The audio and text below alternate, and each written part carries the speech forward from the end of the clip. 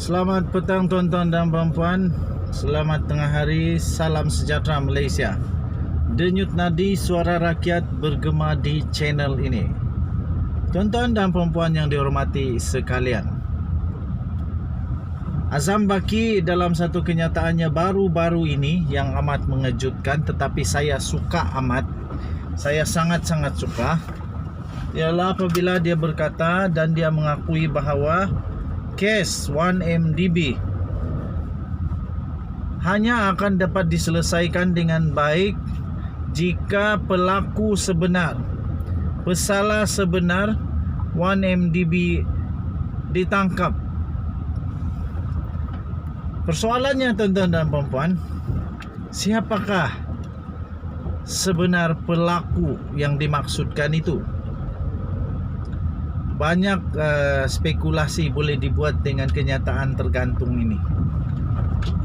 Adakah Najib Razak pelaku sebenar kepada 1MDB punya kes rasuah, penyalahgunaan kuasa, lepas itu pengubahan wang haram, ataupun Jolo yang sekarang ini masih lagi lari sana lari sini, sorok sana sorok sini, yang tak mampu-mampu nak ditangkap, ataupun pihak pengurusan, ataupun pihak lembaga pengarah. Semuanya menjadi persoalan. Siapakah maksud yang bertanggungjawab itu? Siapakah pesalah sebenar itu? Dan tuan-tuan dan puan-puan, Azam Baki juga, SPRM juga dalam satu kenyataan mengakui bahawa ramai sebenarnya yang sedang disiasat. Okey, so tuan-tuan dan puan-puan yang dihormati sekalian, termasuk senarai, termasuk nama-nama pegawai-pegawai tinggi kerajaan yang mungkin terlibat di dalam banyak penyalahgunaan kuasa, rasuah, pengubahan wang haram. Waduh. Tuan-tuan dan puan-puan yang dihormati sekalian, kita nantikan satu demi satu nama-nama senarai pegawai kerajaan kah, YB kah, yang mungkin akan didedahkan oleh SPRM. Walaupun ramai yang sakit hati, ramai yang memanas, ramai yang macam tidak puas hati lah, macam tidak puas hati sebab mereka kata kenapa Azam Baki tidak pula disiasat oleh SPRM, kata mereka. Tapi kan semua ada dia punya prosedur, ada SOP dia. Jadi saya pikir mungkin dia pun sudah disiasat, tapi tiada apa-apa yang boleh dikenakan kepada dia.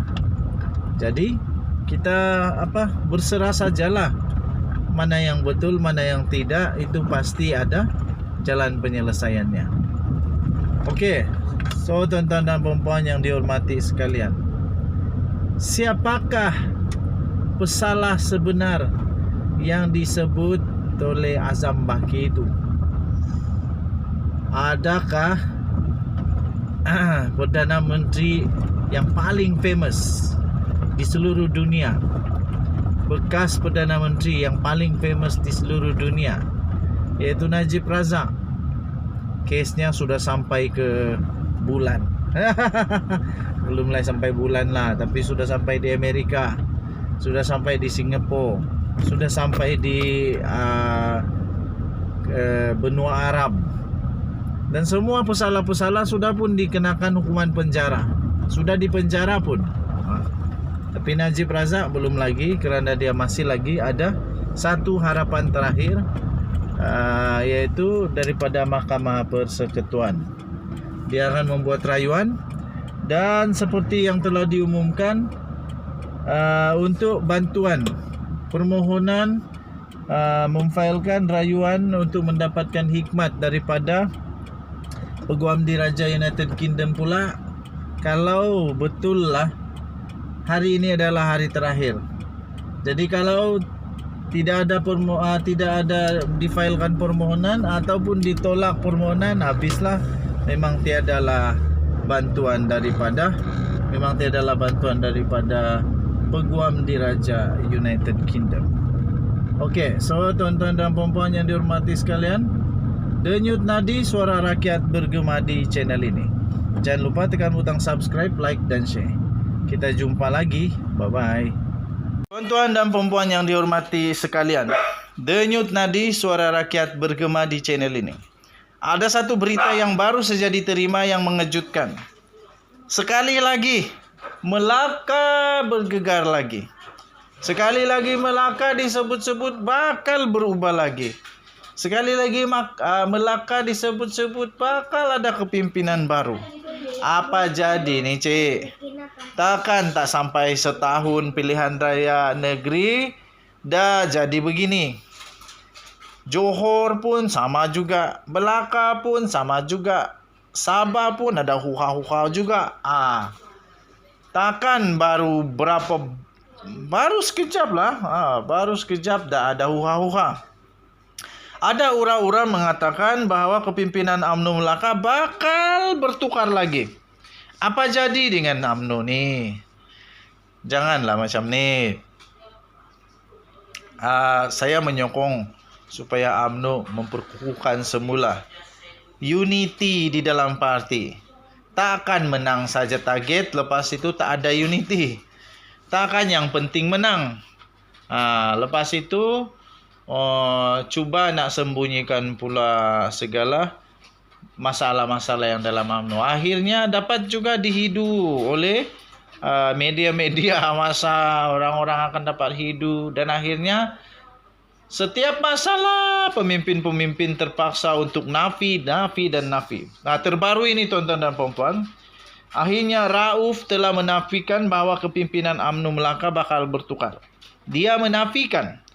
Tapi tuan-tuan dan puan-puan, sejak PKP berlangsung, semuanya bermula dengan kabar angin. Mula-mula kabar angin dulu. Kabar angin kata Melaka akan jadi ni. Betul jadi. Kabar angin mengatakan Johor akan jadi begini. Betul jadi. Bermula dari Sabah. Kabar angin mengatakan di Sabah akan begini. Dinafi. Begini dinafi. Nafi. Last betul-betul terjadi. Lepas itu sama jugalah. Semua pun bermula dengan kabar angin. Adakah kabar angin kali ini akan menjadi kenyataan?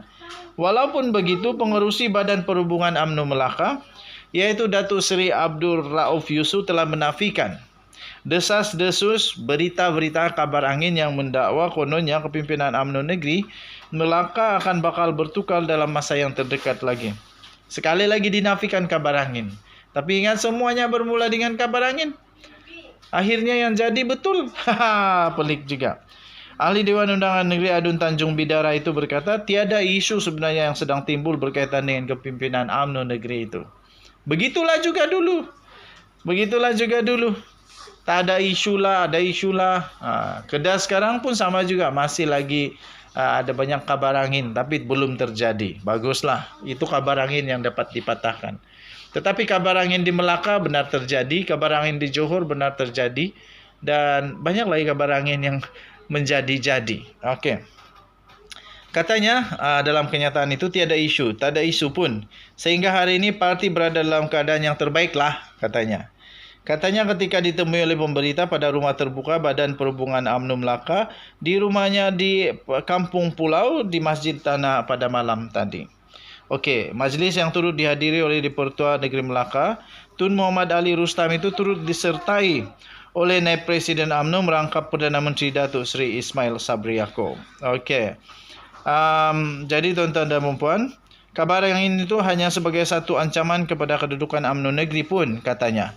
Masing-masing boleh meluahkan perasaan masing-masing, katanya dalam kenyataan tersebut. Kabar angin tetap kabar angin sehingga ia menjadi kabar benar. Denyut Nadi Suara Rakyat bergema di channel ini. Kita jumpa lagi. Bye-bye Malaysia.